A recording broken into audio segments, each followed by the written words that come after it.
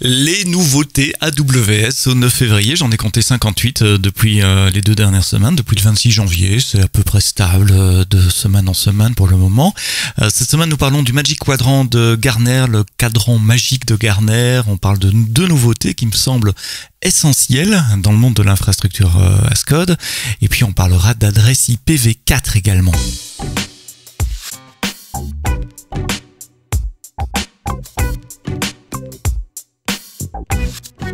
Bonjour la francophonie, j'espère que vous allez bien. Merci de nous être fidèles au podcast AWS en français tous les vendredis matins dans vos applications de podcast. Il y en a une de plus et une de moins aussi cette semaine, puisque vous le savez peut-être, Google a décidé d'arrêter son application de podcast et de migrer ses contenus vers YouTube. Donc le podcast AWS en français est maintenant officiellement sur YouTube. Il y a 202 épisodes qui ont été importés. Il y en a 2 qu'il n'a pas réussi à importer, je ne sais pas pourquoi.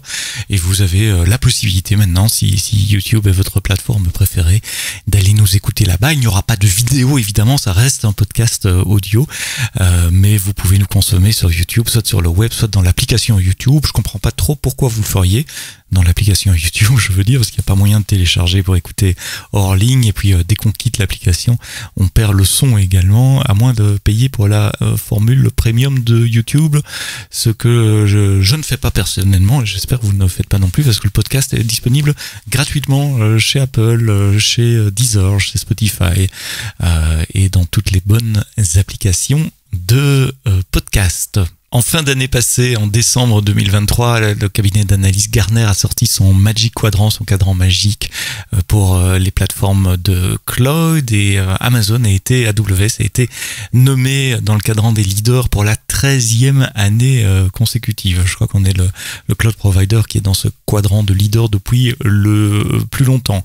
Alors avant, ça s'appelait Cloud Infrastructure and Platform Service, c'est IPS, maintenant c'est SCP. Ça veut dire Strategic Cloud Platform Service. Donc ils le définissent comme étant les fournisseurs qui ont des plateformes standardisées, automatisées de cloud public, qui contient à la fois de l'infrastructure, mais aussi du platform as a service et des services de transformation, comme des programmes ou des ressources qui vous aident à adopter des services cloud. Donc les grands cloud providers tombent dans cette catégorie, donc vous retrouverez dans le Magic Quadrant nos amis de Microsoft, de Google, d'Alibaba, et puis on a d'autres encore, Oracle évidemment, IBM, Huawei et Tencent, comme ça j'ai nommé tout le monde. C'est intéressant de lire ce rapport parce qu'il liste les forces et les challenges pour l'adoption de tous ces providers. Alors si on scrolle jusqu'à la page ou à la section d'Amazon Web Services, les forces d'Amazon Web Services selon Gartner, c'est le breadth and depth, donc la largeur, la quantité de services, que ce soit côté infrastructure ou côté plateforme. Il y a plus de 200 services qui sont disponibles. Une autre force listée par Gartner, c'est la capacité d'innovation au niveau du matériel. Je vous rappelle qu'on fait nos propres processeurs sous architecture ARM, les Graviton 4 maintenant, qui sont jusqu'à 30% plus performants en matière de la balance entre l'efficacité et la performance est jusqu'à 30% meilleure que la génération précédente, mais aussi nous avons des processeurs dédiés pour les tâches d'apprentissage machine ou de résolution d'inférence avec les processeurs Trainium et Inferentia. Et puis pour terminer, Gartner liste également le grand écosystème, pour reprendre leur nom à eux, un grand réseau d'intégrateurs et de partenaires qui peuvent vous aider à intégrer les solutions cloud dans votre entreprise. Dans les points à prendre avec plus de pincettes, ils appellent ça les cautions. Ils nomment également les partenaires en disant que AWS a une histoire un historique d'introduire parfois des services qui rentrent en compétition avec les partenaires. Nous, on trouve que c'est pas vrai. On ne fait pas de la compétition avec nos partenaires, et que nos partenaires sont au contraire là pour vous aider à embrasser les technologies cloud, à sélectionner les bonnes technologies pour vous et à accélérer votre rythme d'innovation. Ils disent aussi qu'il y a une petite tendance côté vente à privilégier le lift and shift. Vous savez, on prend votre infrastructure telle qu'elle est on-prem, on la met dans le cloud dans un premier temps et puis on optimise, et que le risque en faisant ça, c'est qu'on n'optimise pas assez vite, ou qu'on modernise plus tard et que ça peut coûter relativement cher en attendant cette phase d'optimisation. Et la troisième qu'il liste, et comme ça je vous aurais dit les trois et en toute transparence, mais vous pouvez aller lire le rapport vous-même, c'est le manque de guidance ou d'outils pour les scénarios multi-cloud. C'est quelque chose qui revient depuis plusieurs années dans les analyses de Gartner. Il trouve que nous ne documentons pas suffisamment les possibilités de faire du multi-cloud. Tiens, ça me rappelle que j'avais contribué très modestement à cette approche multi-cloud, puisqu'avec un collègue de chez Microsoft, on avait fait ensemble une vidéo qui montrait comment établir un canal de VPN entre un VPC et AWS, et j'ai oublié comment ça s'appelle chez Azure, mais l'équivalent Azure. Je vous mets le lien de cette vidéo dans les notes du podcast. Deux nouveautés qui me semblent essentielles dans le monde de l'infrastructure as code et qui sont sorties vendredi passé, le 2 février, comme ça, en après-midi à Seattle, donc la nuit déjà ici en Europe, sans tambour ni trompette, et pourtant je crois que ça vaut la peine qu'on s'y intéresse. D'abord, c'est la possibilité d'importer des applications dans CloudFormation. Alors là, si vous connaissez bien CloudFormation, vous allez me dire, Seb, tu déconnes, parce que ça fait depuis 2019 qu'il y a moyen d'importer des ressources existantes dans des templates. Oui, c'est vrai, mais je sais pas si vous avez déjà essayé, c'est pas super facile, parce que vous devez définir le template vous-même, un template vide, vous définir les ID des ressources que vous allez importer, et CloudFormation va en gros boucher les trous par rapport à ça. Mais c'était quand même pas mal de travail de préparation. Maintenant, c'est plus le cas. Vous allez dans la console de CloudFormation, vous démarrez un scan des ressources, et CloudFormation va scanner toutes les ressources dans la région. Ensuite, vous cliquez sur les ressources de haut niveau, c'est-à-dire il faut pas cliquer sur toutes les dépendances. Par exemple, vous choisissez un VPC ou vous choisissez une instance EC2 et il va détecter tout seul les dépendances vers les subnets, les tables de routage si c'est un VPC, vers les security groups, les volumes EBS et autres dépendances de C2 si c'est une ressource C2.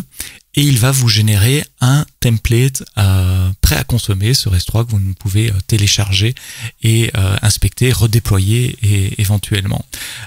C'est un pas majeur dans l'infrastructure as code parce qu'on a beau dire il faut toujours gérer son infrastructure à partir de code et ne jamais faire de changements dans la console. Ben, on sait que c'est pas la réalité. Tout le monde fait des changements dans la console.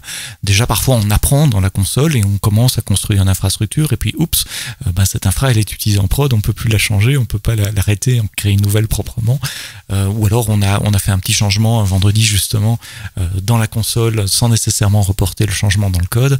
Eh bien voilà un outil qui va vous permettre de garder synchronisé votre infrastructure telle qu'elle a été définie dans la console avec des templates CloudFormation. Ce template, une fois que vous l'avez, vous pouvez le mettre dans GitHub par exemple et le versionner, puisqu'on a aussi annoncé, je le rappelle, c'était à reInvent je pense, la possibilité de déployer automatiquement des templates à partir de GitHub. Donc quand vous faites un git commit, git push, ça déclenche le déploiement de la ressource dans vos comptes AWS.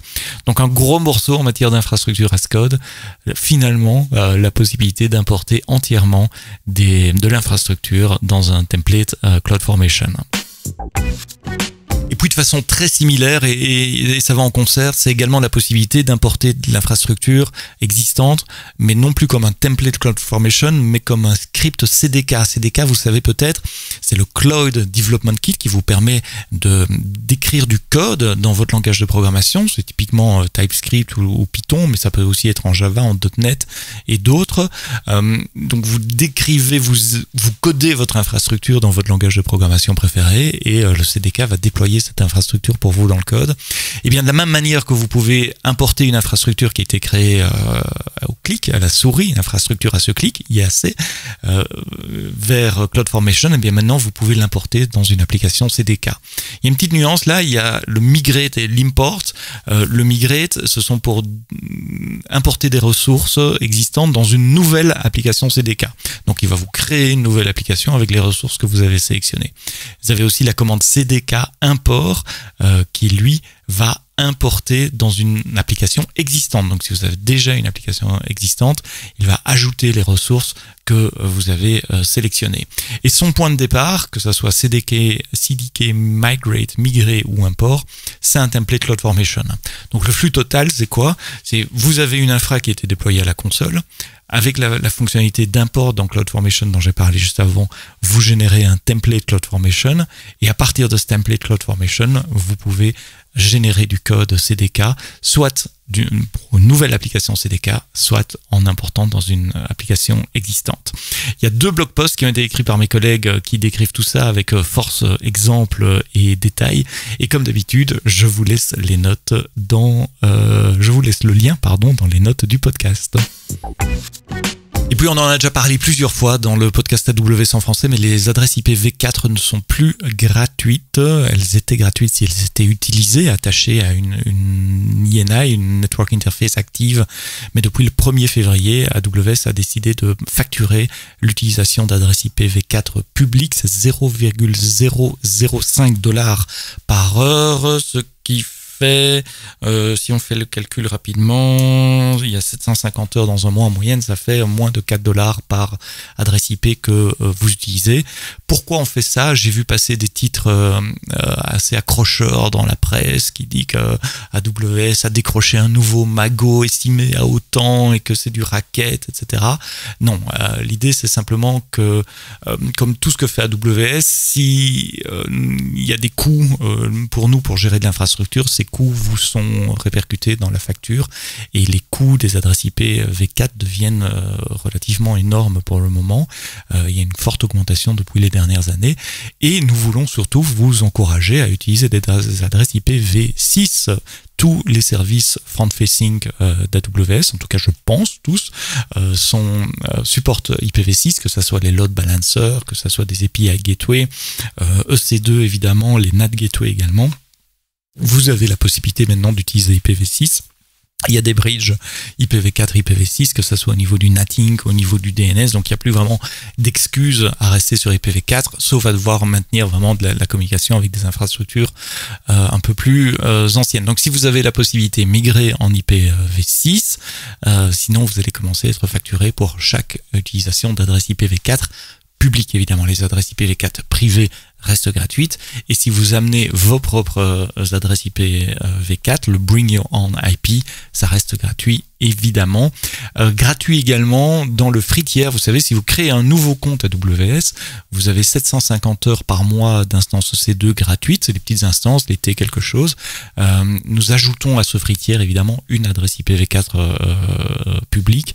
Donc, vous pouvez, sur un nouveau compte AWS, avoir une machine qui tourne 7 jours sur 7, 24 heures sur 24. La machine et l'adresse IP et le volume EBS sont entièrement gratuits la première année, les 12 premiers mois d'existence des comptes AWS. C'est ça la nouveauté au 1er février, c'est que le free tier inclut maintenant 750 heures d'adresse IP publique V4 par mois. Voilà, c'est la fin de ce 204e épisode du podcast AWS en français, enregistré le jeudi 8 février tard au soir, publié le vendredi 9 février tôt au matin. Rendez-vous la semaine prochaine pour un nouvel épisode du podcast. La semaine prochaine, on parlera d'intelligence artificielle. Tiens donc, une fois n'est pas coutume. Cette fois-ci dans le monde médical avec l'intelligence artificielle pour aider les radiologues à analyser des images de scanner ou des images de radiologie. C'est une conversation passionnante qu'on a eue avec la startup AZMed. Ça sera la semaine prochaine. Vendredi, on sera le 16 février si mon calcul est correct. Mais d'ici là, comme d'habitude, quoi que vous codiez, codez-le bien.